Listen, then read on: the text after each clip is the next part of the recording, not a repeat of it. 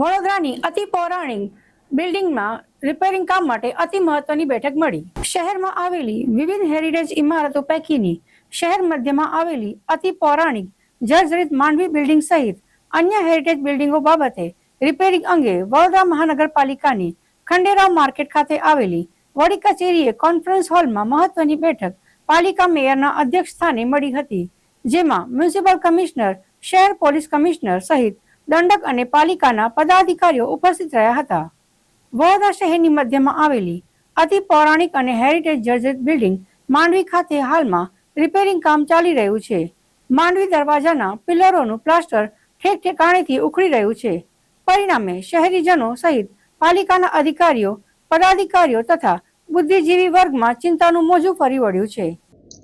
સૌથી પહેલા મીડિયાના મિત્રોને આભાર કે આજના મીટિંગનું આપ લોકો કવરેજ આપી રહ્યા છો, કારણ કે આ વડોદરાની ઓળખને લઈને એક બહુ મહત્વપૂર્ણ બેઠક હતી, જેથી કરીને વડોદરામાં એક હેરિટેજ સેલ તૈયાર કરવામાં આવે અને આ હેરિટેજ સેલનું મૂળભૂત એક્શન પ્લાન કેવી રીતે રહેશે એના બાબત પર ચર્ચા થઈ હતી. માન્ય મેયરશ્રી, દંડકશ્રી, સાંસદ સભ્યશ્રી, ધારાસભ્યશ્રીઓ, પદાધિકારીઓ અને અધિકારીઓનું મિટિંગ થઈ હતી. એમાં પોલીસ કમિશનર પણ સાથે જ હતા, જેથી કરીને સૌથી પહેલાં માંડવી ગેટથી અમે કામગીરી શરૂઆત માટે નક્કી કર્યું છે. આપ જોઈ શકો છો કે જે સ્ટ્રક્ચરલ સ્ટેબિલિટીની ઇસ્યુઝ હતો એ બાબતમાં સ્ટ્રક્ચરને સ્ટેબલ કરવા માટે હાલ પૂરતું ટેમ્પરરી અમે એમરજન્સી પાવર્સમાં કરીને એને સ્ટેબલ કર્યું છે.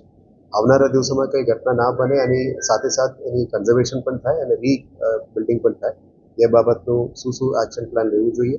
એના પહેલાં પોલીસ તરફથી શું કાર્યવાહી કરવામાં આવશે એ અને ત્યાંના સ્થાનિક લોકોને કેવી રીતે એમના ઓપિનિયન્સ પણ સાથે લઈને આવનારા દિવસોમાં આખું સ્ટ્રીટને એક હેરિટેજ વોક તરીકે કરી શકાય, જે રીતનું ફોરેન કન્ટ્રીઝમાં છે અને ભારતમાં પણ અમુક સિટીઝમાં પણ એવી રીતે છે, જે ગાડીਆਂ એક જગ્યામાં પાર્કિંગ કરવામાં આવે, પછી લોકો આખું સ્ટ્રીટને વોક કરે, શોપિંગ કરે, હેરિટેજ સ્ટ્રક્ચર્સને જોવે, એની કન્ઝર્વેશન બાબતનું લોકો એક્સપ્લેન કરે, એવી જ રીતનું એક પ્લાન બનાવવા માટે એક્શન પ્લાન જઈ રહ્યા છે.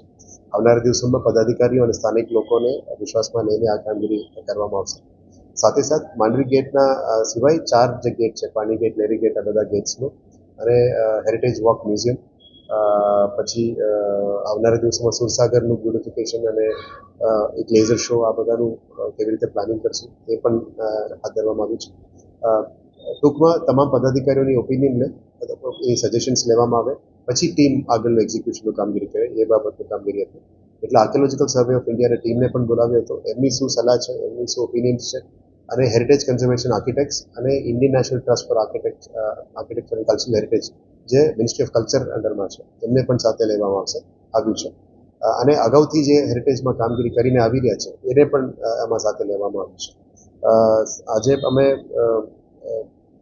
જે ગાયકવાડ સ્ટેટ છે એમના તરફથી પણ અમે પ્રિન્સેસને પણ ઇન્વાઇટ કર્યા હતા, પણ કંઈ કારણસર આવી નથી શક્યા, પણ એમને પ્રતિનિધિને મોકલવામાં આવ્યો, એટલે એમની પણ સલાહ સૂચન અમે સાથે લઈશું.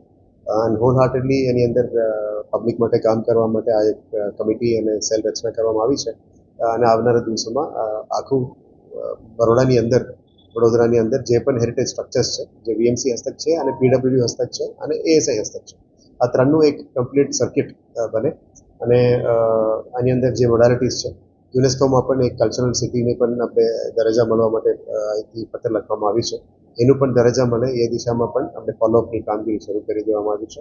આશા રાખીએ છીએ કે હેરિટેજ કન્ઝર્વેશન સાથે વડોદરાનું એક નવું નથી, જૂના ઓળખ જે પહેલાં હતી જ એને પાછા લેવામાં આવે એ દિશામાં કામગીરી કરવામાં આવશે.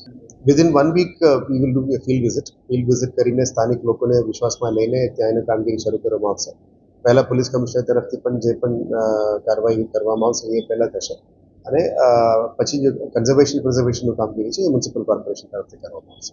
આવનાર સમયમાં શું પરિવર્તન જોવા મળી શકે છે 4 દરવાજા વિસ્તારમાં, જેને લઈને તહેવારો હવે આવશે જેમ 1 મહિના પછી, આ ઉપરાંત ફટાકડાને લઈને, ટ્રાફિકને લઈને, બારદારી વાહનોને લઈને, આ બધી એવી બાબતો છે કે જે ચારો વસ્તુ ઉપર પણ ચર્ચા કરવામાં આવી છે. આ બધા ઉપર માનનીય પોલીસ કમિશનરશ્રી આપને જવાબ આપશે.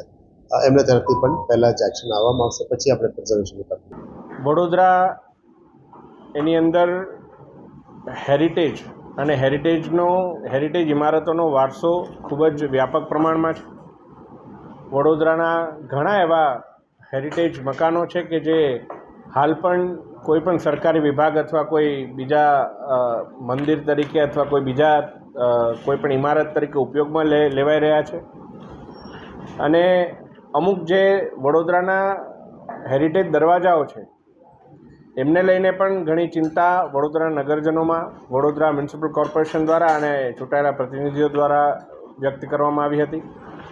માંડવીનો જે સમગ્ર વિષય છે એના વહેલી તકે એનું જીર્ણોદ્ધાર શરૂ થાય અને એવું જીર્ણોદ્ધાર શરૂ થાય કે જેમાં આ બાબતે હવે ફરી આવી કોઈ એવું કહેવાય કે જર્જરિતતા આપણને ના દેખાય એ માટેના પણ પ્રયાસો કોર્પોરેશન દ્વારા હાથ ધરવામાં આવ્યા છે. ત્યારે મારા દ્વારા પણ માનનીય મ્યુનિસિપલ કમિશનરશ્રીને પત્ર લખવામાં આવ્યો હતો કે વડોદરામાં એક હેરિટેજ સેલ એ ઊભો થાય અને આ હેરિટેજ સેલ અંતર્ગત પણ એક ડેપ્યુટી મ્યુનિસિપલ કમિશનર સ્તરના અધિકારી દ્વારા આ સમગ્ર વિભાગનું સંચાલન કરવામાં આવે. ત્યારે વડોદરા મ્યુનિસિપલ કોર્પોરેશન દ્વારા માન્ય મેયરશ્રીની અધ્યક્ષતામાં આજે એક બેઠક બોલાવવામાં આવી હતી, જેમાં વિશેષ રૂપે રાવપુરા વિધાનસભાના ધારાસભ્યશ્રી અને ગુજરાત વિધાનસભાના મુખ્ય દંડકશ્રી માનનીય બાલકૃષ્ણ શુક્લજી, અમારા સ્ટેન્ડિંગના ચેરમેન ડૉક્ટર શીતલ મિસ્ત્રીજી, આપણા પોલીસ કમિશનરશ્રી, આપણા મ્યુનિસિપલ કમિશનરશ્રી, એએસઆઈ વિભાગમાંથી અધિકારીશ્રી, જે હેરિટેજ ટ્રસ્ટના એક્સપર્ટ્સ છે આદરણીય સમીરભાઈ, સંજીવભાઈ અને બીજા મ્યુનિસિપલ કોર્પોરેશનના તમામ વિભાગીય અધિકારીઓ સાથે મળી અને એક ડિટેલ્ડ ડિસ્કશન માંડવીના જીર્ણોદ્ધારમાં અત્યાર સુધી આપણે શું કર્યું છે, કયા કયા કન્સલ્ટન્સીના આપણી પાસે રિપોર્ટ્સ આવ્યા છે, સ્ટ્રક્ચર સ્ટેબિલિટીને કયા કયા પરિબળોથી તકલીફ પહોંચી છે, આ જર્જરિત થયું છે તો એની પાછળ કયા કયા પરિબળો જવાબદાર છે, એનો પણ એક ડિટેલ્ડ રિપોર્ટ એએસઆઈ દ્વારા પણ આપવામાં આવ્યો, કોર્પોરેશન અધિકારીઓ દ્વારા પણ આ બાબતે ચિંતન કરવામાં આવ્યું. ત્યારે હવે આગળ આ તમામ ઇમારતોની જાળવણી કરી અને વડોદરાને એક હેરિટેજ વારસો વધારે વિકસાવવામાં કઈ રીતે આપણે સૌ ઉપયોગી થઈ શકે એ બાબતની ખૂબ જ વિસ્તૃત અને ઊંડાણપૂર્વક ચર્ચા થઈ છે. આ ચર્ચાના અંતે અમુક શોર્ટ ટર્મ મેજર્સ, અમુક લોંગ ટર્મ મેજર્સ સૂચવવામાં આવ્યા છે. હેરિટેજ ટ્રસ્ટના જે આપણા રિપ્રેઝેન્ટેટિવ્સ છે એમના દ્વારા પણ ઘણા અહેવાલ અમને આપવામાં આવ્યા. એ બાબતે પણ વધારેમાં વધારે ચિંતા કરી અને સારું કાર્ય થાય એ બાબતે પણ ચર્ચા કરવામાં આવશે. ઘણી એએસઆઈના મકાનો છે, ઘણા કોર્પોરેશનને લગતા મકાનો છે, ઘણા પીડબ્લ્યુડીને હસ્તક આવેલા મકાનો છે, પરંતુ જે મકાનો વડોદરામાં છે એમાં કોની માલિકી છે એ વિષય ધ્યાને ના રાખી પણ તમામ ઐતિહાસિક ઇમારતોની યોગ્ય જાળવણી થાય એ માટે કોર્પોરેશન દ્વારા શું પ્રયત્ન કરવામાં આવી શકે એ બાબતે ખૂબ જ સકારાત્મક ચર્ચા થઈ છે અને આવનારા દિવસોની અંદર ટૂંક જ સમયમાં માંડવી દરવાજાને લઈને પણ પૂરજોશમાં કાર્ય શરૂ થવા જઈ રહ્યું છે. એએસઆઈના રિપોર્ટમાં શું છે આવ્યું છે અને કોની ભૂલ લાગે છે આ રિપોર્ટમાં?